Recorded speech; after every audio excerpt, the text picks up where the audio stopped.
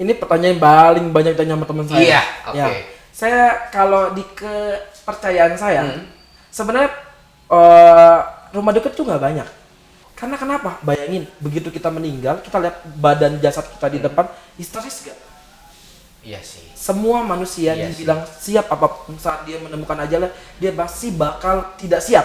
Tapi karena kita makhluk paling sempurna dan sebenarnya paling mirip dengan Tuhan, Kenapa nih paling mirip sama Tuhan? Nah, kan tadi lu bilang paling sempurna dan paling mirip sama Tuhan. Nah, kira-kira kenapa?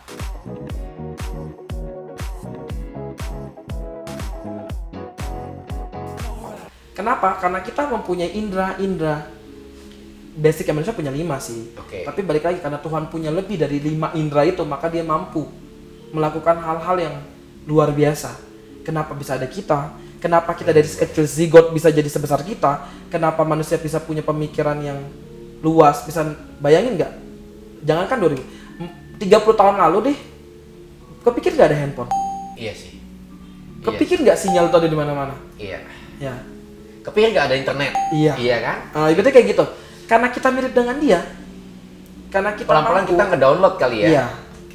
Sebenarnya kalau tanya, kalau ada paling banyak sama saya gitu dulu, paling gampang adalah kalau orang yang suka sejarah, coba pikirin, zaman dulu nggak ada mobil, kuda seberapa kuat sih kuda? Iya. Tapi orang kayak raja-raja bisa pergi dari Sabang ke Merauke, Iya.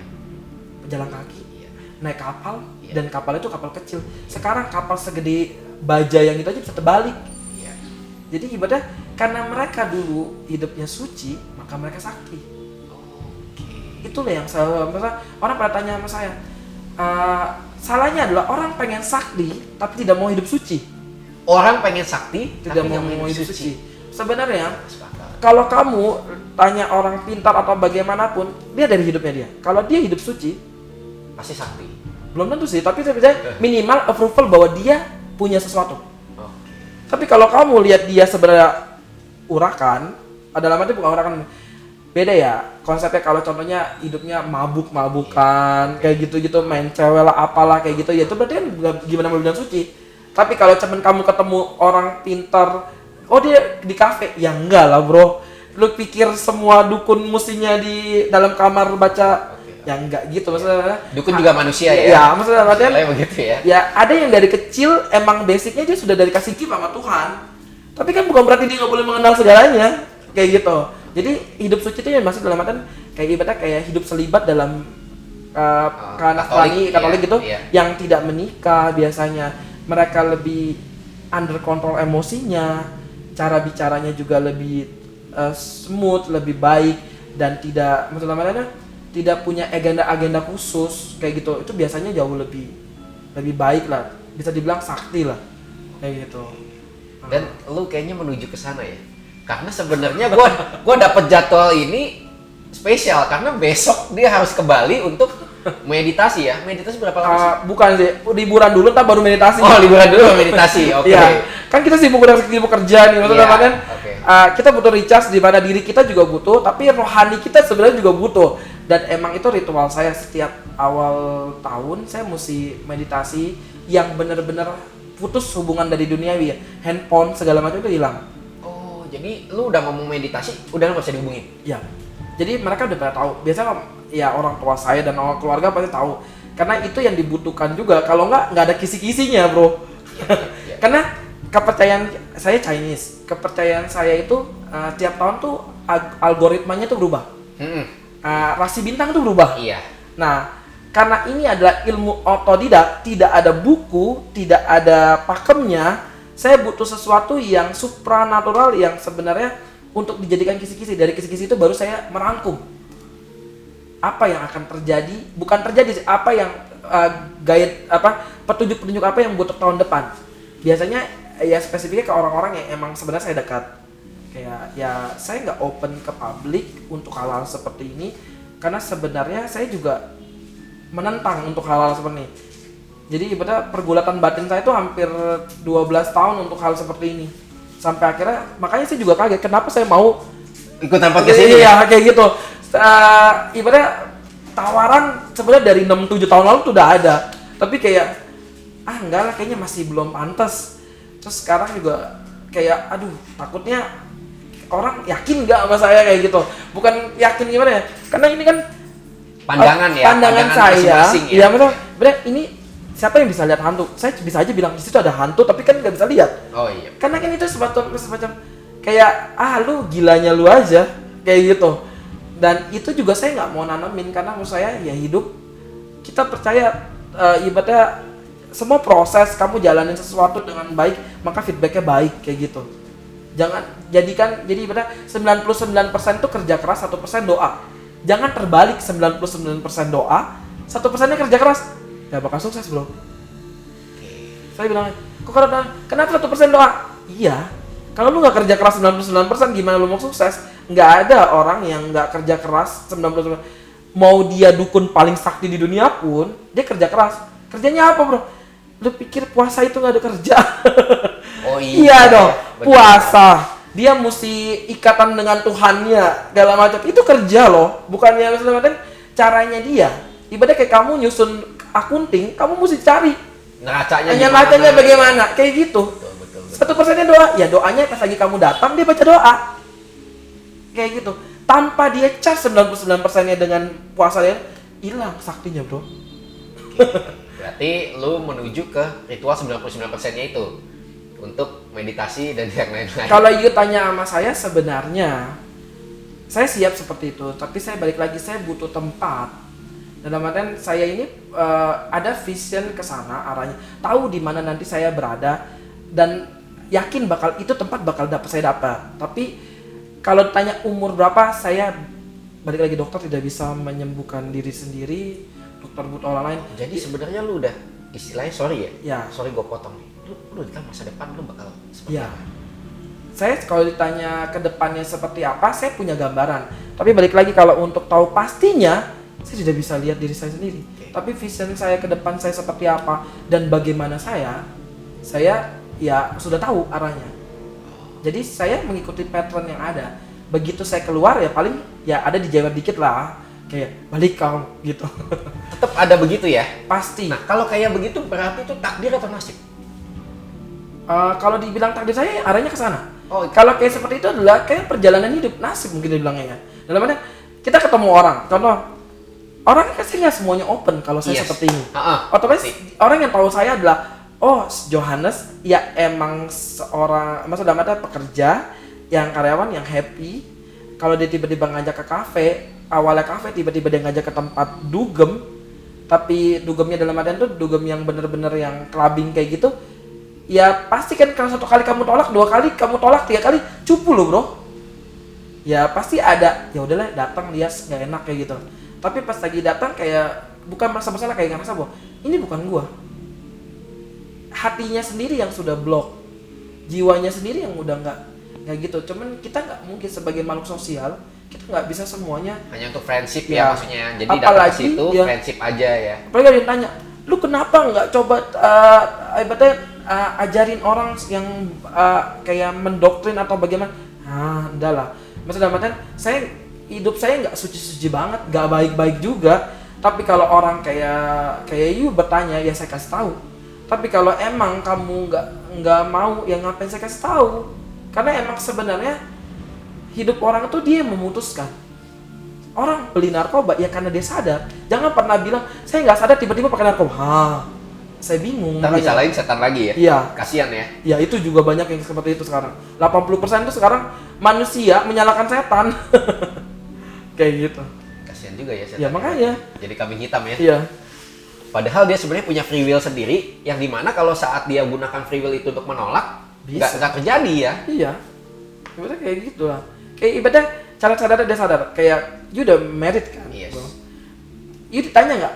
Sebelum you ke pendeta, ibaratnya sebelum menghadap ke Tuhan, you pasti ditanya sama orang tua, yakin kamu dengan pasangan Iya. kamu? Nah, Iya dong. Hati kamu juga pasti bertanya dulu, Iya. yakin gak dia the Mr. Right iya. atau Miss Right-nya Iya. kamu gitu. Ya itulah, misalnya dia bilang saat kamu sudah memutuskan, ya jangan pernah menyesal karena itu keputusan kamu secara sadar. Dan saya selalu pesan ke teman-teman, jangan pernah memutuskan sesuatu dengan tidak fit atau dengan emosi. Jadi kalau ibaratnya apapun yang lu lagi gundah gulana, jangan mutusin sesuatu. Jadi kalau saran lu buat teman-teman, butuh waktu untuk menyaktikan diri, dalam artian berarti butuh waktu untuk seperti retret atau meditasi, Itu harus. self healing sendiri gitu ya. Ya, yang tadi saya bilang bro, pasti semua punya handphone. Ya. Begitu handphone kamu rusak, banyak nggak tukang servis di luar sana yang ilegal? Banyak. Balik lagi, saat merek si A, ya mendingan balikin ke merek A. Oke. Satu, spare partnya dijamin asli. Iya. Kedua juga emang dia yang bikin, dia tahu semua. Ibaratnya dan lebih canggih. Oke. Kayak gitu. Ibaratnya kita manusia. Balik lagi, kita ciptaan siapa sih? Tuhan. Jadi harus balik lagi ke Tuhan. Tuhan. Boleh retret. Kalau dia bilang, oh saya ansos, saya introvert, gampang. Tinggal tarik kitab suci kamu, apapun yang di rumah atau hal-hal yang kamu percaya. Banyak kok sekarang buku-buku yang emang sebenarnya universal. Dari kalau ibaratnya ilmu-ilmu yang tentang kebajikan dan ketenangan, kamu baca itu aja dengan kendiri sendirian kamu. Kalau anak introvert pasti suka baca buku, karena dia nggak suka bicara seperti Iya, itu. betul. Nah, kalau saya ambivert, Oke. maksudnya terkadang sometimes saya ngerasa bahwa saya pengen alone. Nah, alone-nya saya biasanya saya traveling atau pergi meditasi sendiri tanpa diganggu orang. Nah, kalau extrovert saya kayak gini, saya bisa share. Berarti besok nih lu sendiri. Awalnya nggak ada keluarga dan ada teman yang bukan ikut janjian di sana. Karena saya juga di Bali, emang saya ada orang tua ada bisnis, dan emang saya dari tahun 98 itu saya ada stay di sana. Jadi saya ada beberapa komunitas ya, yang teman-teman saya di sana. Jadi ketemu dia ya ada agenda Christmas dinner lah, apalah. Selesai itu setelah tanggal abis New Year party ya kayak saya melipir untuk recharge saya punya. Biasa berapa lama? Minimum 7, tapi tahun sebelum corona yang terakhir tuh saya disapa 14 hari. Lebih, kayaknya 17 itu. Karena ada adegan di mana pesawatnya di cancel. Karena kan udah waktu 2020 itu, Iya. kan ada awal-awal pandemi tuh. Di sana kan sebenarnya udah mulai booming. Karena saya udah beli tiket dan saya udah janji dengan tempatnya yang saya tuh meditasi nggak di kota ya, bener-bener di terpencil kayak di Vietnam. Pernah dengar di Hanoi, pernah dengar namanya kotanya Sapa. Sapa itu kota kecil di atas gunung, kayak perbatasan dengan Yunan. Jadi benar-benar begitu kamu keluar, ya kamu begitu keluar kabut tuh tangan kamu juga nggak kelihatan. Ibadah itulah kalau kamu bilang, kalau ada bilang, oke bro, gue retret atau gue meditasi tapi gue di tengah-tengah kota gitu ya? Di mall, ya possible. Maksudnya dalam artian bagaimana lu mau connect sama Tuhan kalau sekitar lu. Ini menarik juga nih. Kenapa sih harus ke yang tempat yang terpencil itu? Misalkan bisa jadi, oh selama ini memang begitu ya, kayak misalkan orang meditasi ke gunung atau kemana gitu ya. Maksudnya you tanya kenapa di sana? Iya. Saya bilang kalau orang yang sudah biasa meditasi gitu ya. Sebenarnya kalau untuk telepon, ibadah meditasi adalah cara telepon ke Maha Kuasa. Saat kamu rajin kayak kita kalau di Muslim wirid atau kalau yang baca Alkitab bilangnya apa? Saat teduh. Ya. Kamu udah sering miss call ke Tuhan. Otomatis nomormu udah nyangkut ke Tuhan. Oke. Saat kamu udah berhasil nyambung ke dia, berarti kamu ada interkoneksi dengan Tuhan. Oke. Kalau itu udah terikat dengan kuat, bukan nggak mungkin di tengah hiruk pikuk dimanapun, tempat dugem pun saat meditasi begini, saya bisa connect kayak gitu. Kalau sudah terkoneksi, tapi balik lagi, itu cuma singkat. Bisa 1 menit, 2 menit, 15 menit, nggak mungkin lebih dari 30 menit. Karena tempatnya. Tapi kalau kamu di tempat tenang, contohnya kenapa di gunung? Karena gunung itu adalah dingin. Badan kita kalau panas, bagaimana kita mau tenang? Duduk baru dikit, gelisah. Oke. Bayangin. Lihatlah, kalau di gunung kan kita adem. Suaranya pun suara angin, semilir burung, tidak ada ngong. Nggak ada tiba-tiba kapal lewat. Kayak masuk gitu. Masuk akal. Kayak seperti itu. Jadi sebenarnya apa yang dicari? Ketenangan dulu. Nah, biasanya orang-orang yang seperti ini. Jadi kalau kamu tahu nih, ada orang yang suka tenang, berarti kamu boleh deketin dia. Bukan berarti saya jual promosi di situ. Dalam artian orang yang suka ketenangan tuh biasanya orang-orang yang stabil emosinya. Oke. Ya kalau orang yang nggak suka ketenangan, wah kacau pasti. Pikiran tuh lebih gampang, naik turun kayak gitu. Ya makanya saya masih ambivert, karena saya masih kadang-kadang naik juga. Gua semakin kepo nih. Nah, kalau misalkan kayak lu ke gunung gitu ya. Kalau kata orang kan gunung itu selalu dikaitkan dengan mistis. Ya. Banyak makhluk-makhluk yang begitulah ya, Ya. di dunia gaib ya. Benar nggak sih? Banyak. Kenapa saya bilang banyak? Ya balik lagi. Tapi sekarang sih mungkin bisa dibilang populasinya makin sedikit ya. Kenapa? Kok bisa kok? Karena hantu yang atau bilang roh-roh suci yang ada di gunung dan hutan iya, itu iya. sebenarnya roh-roh yang positif. Kenapa? Oh. Karena dia suka ketenangan. Oh. Pernah nggak denger kayak raja, kalau sejarah gitu ibaratnya raja pergi bertapa di kota Masuk akal. yang Prabu iya. Siliwangi. Iya. Kalau Indonesia ya, Iya. Gajah Mada. Iya. Surya Kencana, Lalang Buana, semuanya itu Cari masuk tempat yang di gunung. terpencil Ya. gimana? Malah kalau bisa dibilang ya, kamu boleh cek guru agama lagi, guru sejarah mana Prabu Siliwangi itu tidak ada kuburannya. Tapi banyak yang bilang dia moksa, Iya. hilang begitu aja. Iya. Dan di mana? Di hutan. Oke. Kayak gitu. Kayak Ibu Ratu Pantai Selatan, mau namanya Kadita, mau namanya apapun, hilangnya di mana? Di hutan. Bukan di mana-mana, maksudnya dia hilangnya itu nyarinya ke tempatnya gunung, tempat ketenangan. Makanya kalau lihat agama-agama yang tua, historical gitu, mereka tempat ibadahnya tuh adanya di gunung. Karena emang sebenarnya selain karena dekat dengan langit ya, karena identiknya dunia itu Tuhan tuh di langit. Oke. Karena gunung kan dekat dengan langit, tinggi jadi ya. lebih mudah. Iya. Kayak istilahnya itu dari mindsetnya manusia. Tapi kalau secara logika kamu pikirin, kalau seandainya itu nggak ada orang-orang yang hebat-hebat itu, yang mana tuh larinya kalau bahkan kalau boleh tahu Jenderal Sudirman itu sebelum dia gerilya di Jogja itu, kamu cek dia itu adanya itu di Gunung Kidul. Dia cari, masa bukan apanya, tapi dia kesana sebelum Berdoa dulu mungkin ya, atau tirakat meditasi dulu atau ya. dengan pasukannya dia itu banyak kan tuh tempat-tempat itu di hutan. Ya benar seperti itu. Karena emang itulah tempat terbaik untuk menemukan ketenangan. Bukan berarti di pantai nggak bisa ketemu ketenangan ya, bisa. Tapi kebanyakan buat surfing ya, buat begitu ya. Ya, Bener ya. tiba-tiba ada bule turis yang telanjang. Oh iya, benar-benar. Jadi nggak tenang ya. Jadi Jadi nggak pengen tenang. buka mata mulu ya. Oke kayak gitu. Alright. Nah, kalau tadi lu bilang hantu-hantu yang di gunung itu malah sebenarnya hantu-hantu yang baik. Ya, Berarti jangan-jangan hantu-hantu yang di kota yang nggak baik ya? bukan nggak baik sih, lebih tepatnya mereka tuh suka dengan ya ibaratnya suka pansos, suka eksistensi. Karena emang mereka ternyata hantu juga pansos ya? iya, kenapa saya bilang seperti itu? Karena mereka sebenarnya butuh popularitas, butuh sesuatu dianggap ada. Contoh, pernah nggak di rumah kamu tiba-tiba ada sesuatu hal yang supernatural? Karena emang sebenarnya dia mau nunjukin bahwa dia ada. Kalau bukan aus eksistensi, bilangnya apa? Iya. Karena dia butuh pengakuan, dia nunjukin. Makanya kalau dibilang, kalau ditanya nih tiba-tiba ibadah ada malaikat masuk ke badan manusia, bukan tidak percaya, tapi lebih tepatnya mereka nggak butuh itu, bro. Nggak ada satupun mau malaikat mau apapun yang suci itu butuh pengakuan. Karena tujuannya dia bukan itu. Ibadah percaya nggak kamu dengan dewa yang masuk? Kalau dengan kepercayaan itu percaya, tapi ada agendanya pasti. Contoh nolong orang mungkin kayak gitu. Ada agenda atau motif yang positif, bukan yang tiba-tiba sekonyong-konyong ngamuk-ngamuk gak jelas gitu. Itu bukan dewa 100%. Kalau kamu ketemu di luar dimanapun nih, ada teman kamu ngaku saya yang Prabu Siliwangi minta dihormatin, siapin kopi hitam, nggak namanya bullshit, saya bilang. Karena mereka nggak butuh itu. Ya, maksudnya bilang mereka nggak butuh itu. Karena itu udah istilahnya mereka sudah, apalagi Prabu Siliwangi Ya, kan mereka udah moksa gitu ya. Dia punya nama baik, dia nggak perlu lagi eksistensi, apalagi kurang eksistensi mana? Setiap Juga sejarah raja ya gitu ya. Ya. Oke. Setiap sejarah dari kecil sampai sekarang didengar nama dia ada.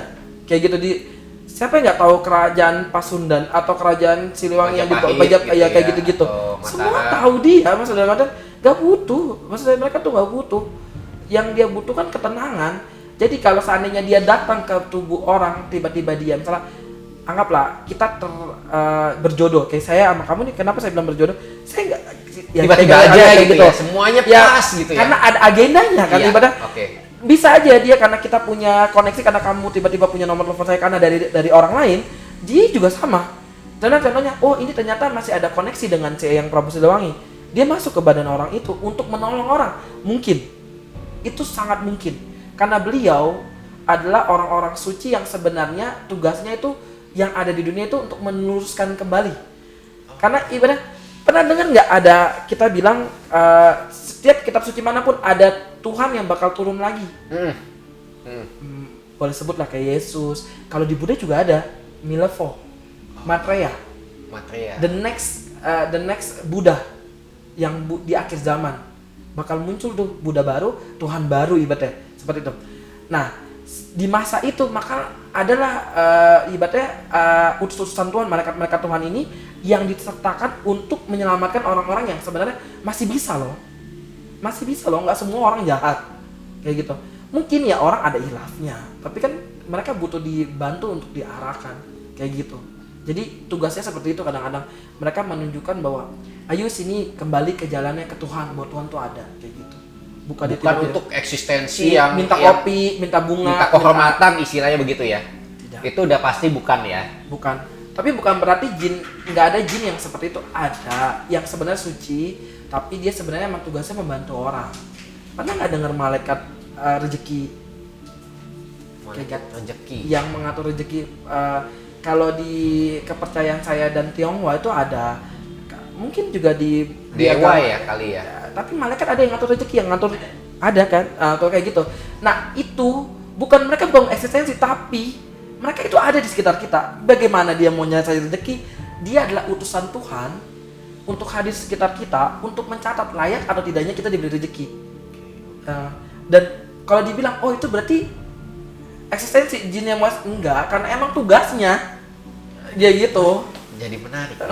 Nah, gue pernah baca sedikit ya. Ada artikel yang bilang, oh kalau misalkan ada ritual-ritual lah ya, energi cleansing lah, atau aura cleansing lah, atau aura healing lah, yang akhirnya membantu jadi rezekinya lancar. Benar. Itu true apa enggak sih sebenarnya?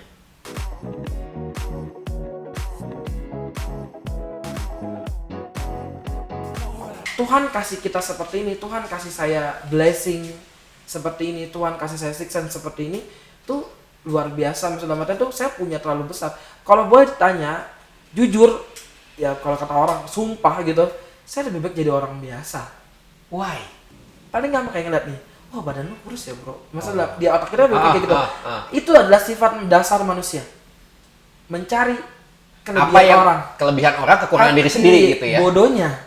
Kenapa nggak cari kelebihan kita sendiri?